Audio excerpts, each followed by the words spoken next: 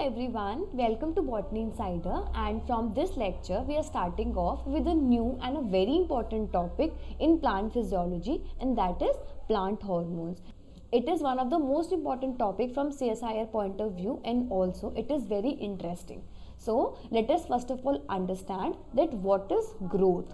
Before starting the topic of plant hormones, we need to understand that these plant hormones actually help the plant to grow. But what actually is growth, we would understand it in this slide. So growth actually means the process of increasing in size. That is, as you can see in the figure, that when the plant or when a plant increases in size in a sequential manner, this process is known as actually growth. So what is growth? We can say that growth in a plant is a outcome of the cell division, because if a plant is growing, there must be occurring increase in the number of the cells. So the increase in the number of cell is outcome of the cell division and the enlargement of a new cell and their differentiation into different types of tissues. Because as a plant grows from a smaller plant into a larger plant or finally into a bigger tree, so there must be occurring cell division, and also along with cell division there must be occurring some enlargement of the new cells that are produced, and these cells would actually differentiate into different type of tissues, and these tissues would be helping the plant to perform various functions. And growth is a type of a permanent change. Why? Because we cannot revert back the increased size, or it is not possible in nature for a plant to decrease in size and come back to a smaller size or a smaller shape. So hence growth is a permanent change, and this permanent change is a result of the differentiation into different types of the tissues. And growth is actually the increase in the dry weight of the growing part. What is dry weight? So consider we have a complete tree. So the content or the complete matter of this plant would be actually composed of the moisture and other tissue present. So when we remove out all the moisture of this plant, and the remaining part or the remaining content is actually the dry weight. So growth helps in the increase of the dry weight of the growing parts. And in the plants, the growth is mainly confined to the meristem. And what is a meristem? So the tip or the upper part of a plant is known as the meristem, and the activity of each of the meristem in the plant influence the activity of the other plant. That is, if we have two meristems nearby, one meristem would be influencing the activity of the other meristem, and this influence of activity of two meristems on each other is known as the growth correlation. And these meristems which influence the activity of each other are especially the one near it. That is, those meristems that are located near to each other have a stronger or a larger influence on each other as compared to the ones that are present at a larger or a farther distance from each other. And we can measure the growth in terms of mainly the increase in the length or the girth. What is girth? So when a plant have a increase in the width of its stem, that is known as the girth. Second way in which the growth could be measured is the increase in the weight, that is when there occurs an increase in the mass of the plant. And the third one is the increase in the volume or the area, that is the area of the fruits or the leaves. We would say that there is occurring growth in the plant. So what are the ways in which we measure the growth? That is the kinetics of growth. So we measure the growth, or the kinetics of growth could be measured as, we can represent the kinetics of growth by the help of this graph. So on the y-axis we have the number of cells, and on the x-axis we have the time. So there are mainly 4 phases of growth, that is the lag phase, the log phase, stationary phase and the death or the decline phase. So lag phase is the one in which the cell is actually adjusting to the near environment. The log phase is the one in which there occurs a exponential or a rapid growth of cells.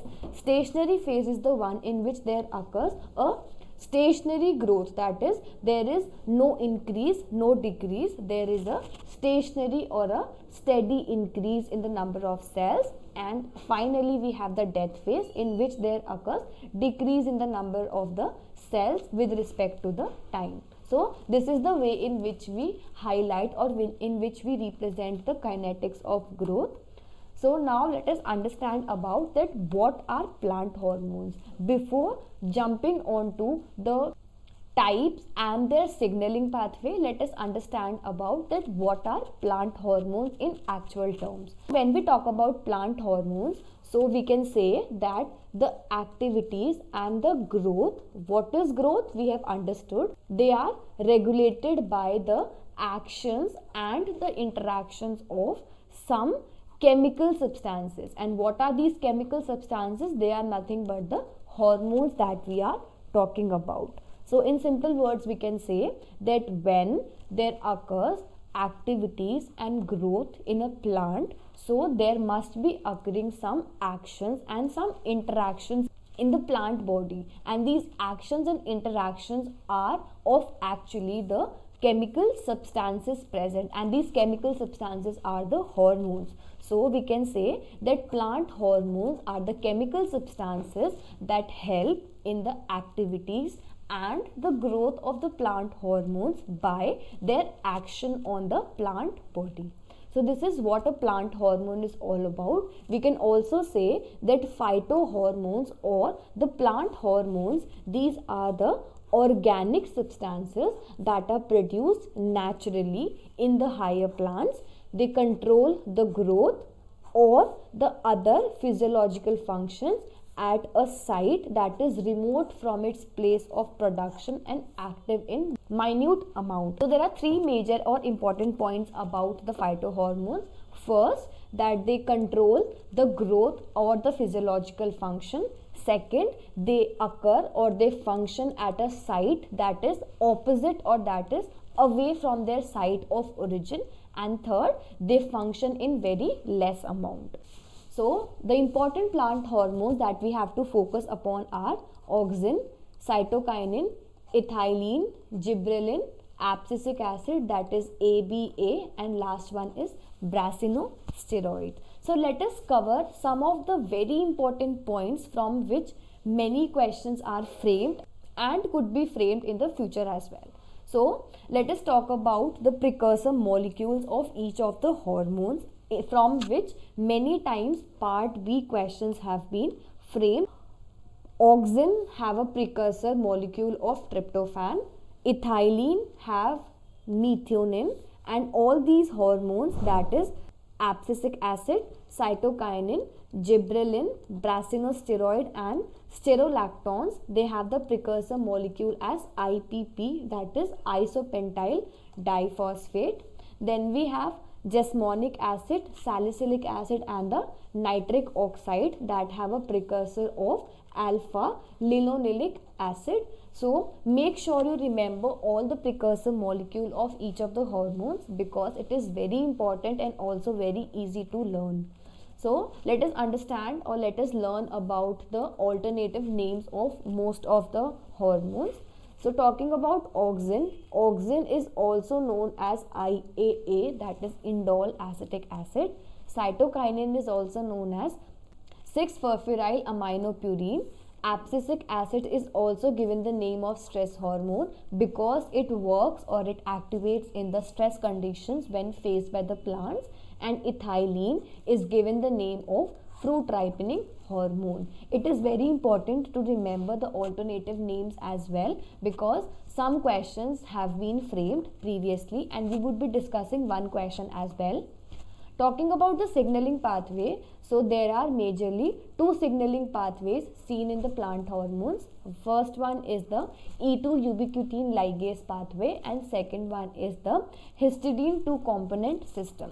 So E2 ubiquitin ligase pathway is mainly followed by these hormones, that is auxin, gibberellin, spironolactone and the jasmonic acid, and histidine 2 component pathway is followed by cytokinin and ethylene.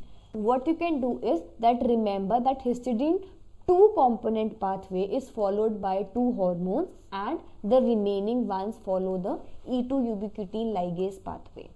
The last thing to remember is that the senescence regulator. And what is senescence? So senescence in simple words means aging. So we have two main regulators, that is positive regulators and the negative regulators of senescence.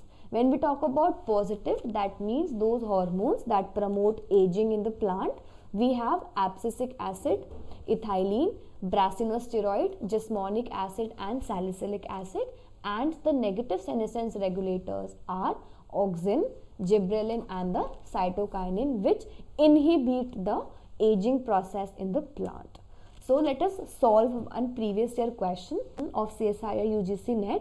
So in this question we have in the column A all the hormones and other pathways given, and on the right hand side we have the various names or the functions performed by some of the options of column A. So we can see that auxin is given the name of indole 3 acetic acid as we have just discussed. So A matches with 4th, and we know that cytokinin have an alternative name of 6-furfuryl aminopurine. So C matches with 2nd. So let us first compare the points that we know and eliminate the remaining option. So A matches with 4 in 2 options and C matches with 2 in 2 options. So we can eliminate A and C from the answer.